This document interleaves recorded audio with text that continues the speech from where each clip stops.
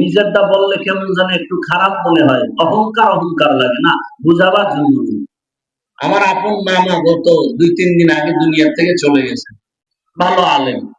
মা বললেন আর কান্না করলেন যে মারা গেছে জোহরের নামাজের সময়। আগের রাত্রে আমার মামিকে বলে দরজা খুলে দাও রাত্রে।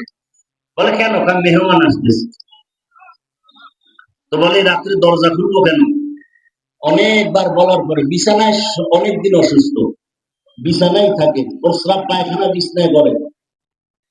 পরে দরজা খুলে মামি বলতেছে তো কেউ নাই। বলে তুমি দেখো না, আমি দেখতেছি। পরের দিন ফজরের নামাজের পরে বলে আমারে নাপাক বিছনা আর রাইখো না, আমার একটা বিছনা পাল্টাও, লোকজন ডাকো। ডাইকা গোসল টোসল করায় ভালো বিছনায় দিছে।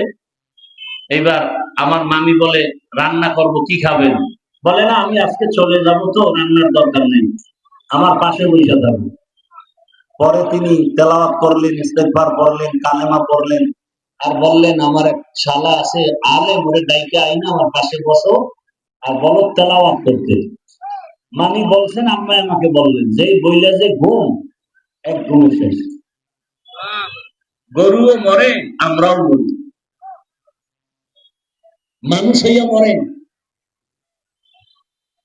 মানুষের সামনে তো বাহাদুরি করেন, আপনার মতো ভালো মানুষ কেউ নেই। আপনি ভালো না খারাপ, আপনি কোন ভালো স্বামী, স্ত্রীর থেকে সার্টিফিকেট নিতে হবে। আপনি বাবা হিসাবে ভালো না খারাপ, সন্তান থেকে সার্টিফিকেট নিতে হবে।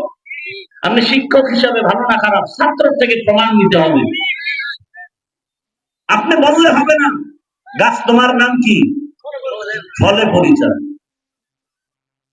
এই জন্য মানুষের সামনে দাবি করেন, নিজের জিজ্ঞান তো আপনি আদর্শ বাপ হইতে পারছেননি। আপনার ব্যবহারে সন্তান সন্তুষ্ট কিনা, আপনার ব্যবহারে আপনার স্ত্রী সন্তুষ্ট কিনা, আপনি স্ত্রীর হক আদায় করেন কিনা, সন্তানের হক আদায় করেন কিনা, একটু চিন্তা করেন। মানুষ হিসাবে চিন্তা করা দরকার। চিন্তা না থাকলে মানুষ হওয়া যায় না। আল্লাহ আমাদের বুঝার তৌফিক দান করেন।